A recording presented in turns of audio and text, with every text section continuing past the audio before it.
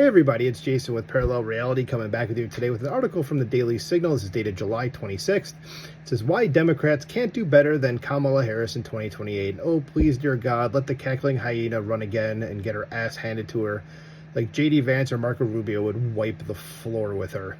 So it says, there are only two lanes to the Democrat presidential nomination 2 years from now, and one of them is already blocked by Kamala Harris. It says, get ready for the Kamala comeback, followed, in all likelihood, by a replay of her crushing defeat by the Republican nominee. Yeah, that's, again, like I said. It says, believe it or not, the ex-VP occupies what counts as the center lane within the party, and for most of the last 3 decades, that's the one that's led to the nomination. Are they actually going to, have a vote for her this time, or just kind of pick her and not let anybody pick? You know, the party of democracy, not actually doing democracy. It says Republicans used to be the party of orderly succession, even if the candidate whose turn had come looked like a certain loser. Think Bob Dole in '96. It's the only time I didn't vote Republican in a presidential election was that one. I wasn't a fan of Bob Dole, so I voted for Clinton and then voted Republican all the elections since, except in 2016 when I didn't vote for anybody. So, a little personal history there. It says, but recently it's been Democrats who've tended to pick a party elder as their nominee. Al Gore, as a sitting VP, might not have been remarkable in 2000, but in 2004 it was John Kerry, in 2016 Hillary Clinton, and in 2020 Joe Biden, talking about elder statesmen, with only Barack Obama butting ahead of the line in 2008. Democrats like a known quantity, a reliable liberal who isn't too overtly radical, or overtly radical I should say, and the radicalism can wait until after Election Day. Hi Barack Obama, hi Joe Biden. So they're leaning toward running Harris again, even if donors aren't happy about it. Not cutting that out.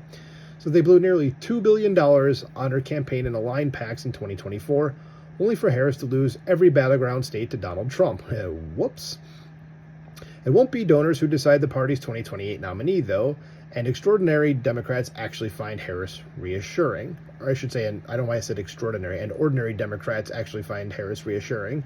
Says she's a familiar face after all, commanding practically universal name recognition. Harris checks the identity politics boxes that may be as important as winning to Democrat Party voters. Their ticket must have a woman, and it can't be all white. How about just picking the best person?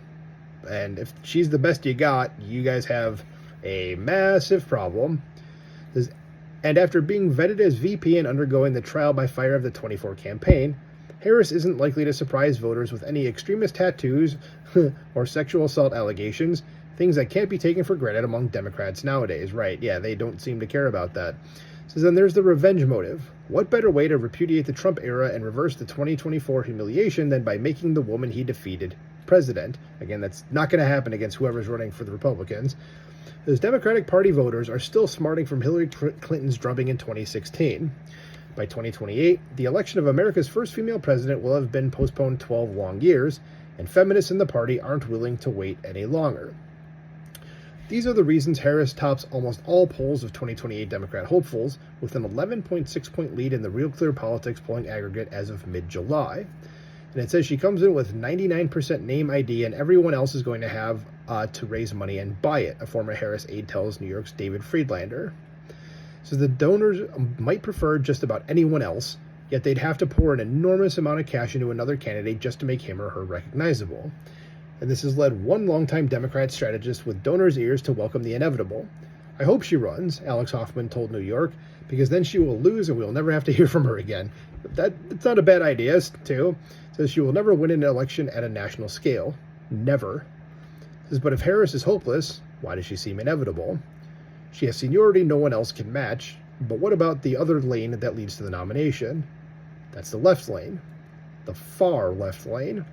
There's the one Bernie Sanders occupied in 2020 and 2016, and that a candidate like AOC might fill in 2028. AOC would get her ass handed to her too. That woman is just like Kamala. She's stupid, okay? And as all far leftists are, they're dumb, and I'm sorry, but AOC would get her ass handed to her in a debate by J.D. Vance or Marco Rubio. They'd make her look just dumber than she actually is, which is saying a lot. It says young Dems keep moving leftward, with the Democratic Socialists of America making deeper inroads into the party. Harris is not nearly left-wing enough for them, but then anyone who is would be upsetting to the old guard. It's not that the old-timers aren't also well to the left on economics, but they don't want to be labeled socialists, while the insurgent left is proud of the brand, which they absolutely should not be. Might as well call yourself, the German people from World War II. Because, by the way, they were socialists. Anyway, because the party's mainstream wants to have it both ways on the Israel-Palestine conflict, while the young left increasingly is explicit about its anti-Zionism, or basically their Jew hatred, might as well just call it that, because that's what it is there are still enough baby boomers and suburbanites in the Democratic Party to make the left lane an unlikely road to the nomination. For now, Harris can expect a challenge from the left, but the party is still probably one more presidential cycle away from nominating someone who openly represents where Democrats are headed.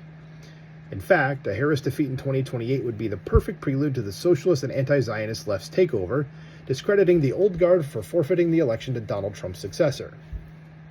Insider Democrats know Kamala Harris is a terrible candidate, but the party they built can't tell her no, even if this is the last nomination they get to make before DSA takes over. Yeah, you guys are screwed on the left. You got to deal with the cackling hyena in all likelihood, and not the best choice. And I don't know if she's DSA, but she aligns a lot of her ideals with them. So maybe they'll be okay with it, but you guys should get rid of those people too, because they're just going to drag you down. But anyway, who do you think is going to be the Democratic presidential nominee in 2028? Let me know in the comments below. Please like, share, and subscribe, and I will talk to you soon. Bye.